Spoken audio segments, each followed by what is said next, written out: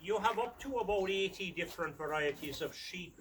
What I have out here, which we'll be talking about them later, and remember everybody, when I start my dogs to work, and when we're finished with that, I will answer any questions you have concerning the dogs, concerning the sheep or whatever. And you might think we're all done and dusted and walk off on me, but let me remind you, we have all my different sheep to talk about. And to do that, I'll be presenting them right here in front of you. But we'll do that later. Now there are, as I say, up to about 80 different varieties of sheep. But a lot of them would have white faces, a lot of them would have black faces and so on.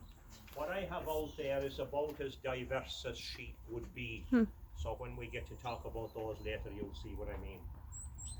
Yes? What is the purpose for the different colors? The different colours when you see sheep, now there's two purposes to the colours, guys. And because we have a couple of young people with us, I'll be as subtle as I can with the second part of it. When you see sheep out in open spaces, as you will in your travels, it's a little bit like when the hot iron branded the cattle back in the day. When they saw them again, they knew them as theirs.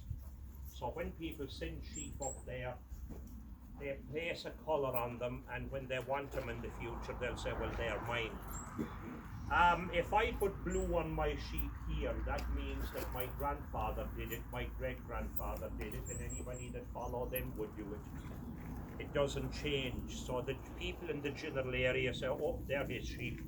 And if there was blue there, they say, oh, they're my sheep, and so on. And we all know that.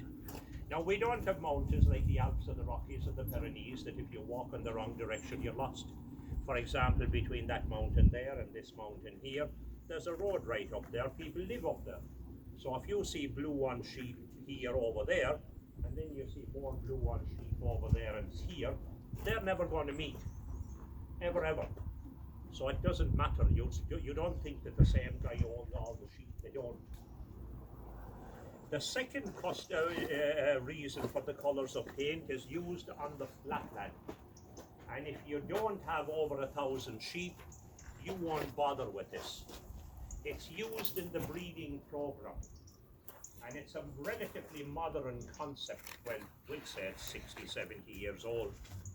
But when the males are introduced to the flock, they carry a little harness like a rucksack. On that harness is a block of paint. So every time they get together, the evidence is there for you to see it happen. How they use it to their advantage, everybody, is that every 10 days they change the colour. So when springtime comes and lambing begin, we'll pay our attention to these 200 blue ones for the moment, because we know they're going to lamb first. Then we can start preparing our 250 red ones, because we know they're going to be next. And so it allows you to focus your attention where it's required, rather than looking at your 1,000 sheep aimlessly. Does that make sense to everybody? Yes. There you go. Now, guys, I think the people we were waiting on have arrived, and we'll be able to continue in a minute. Border collie.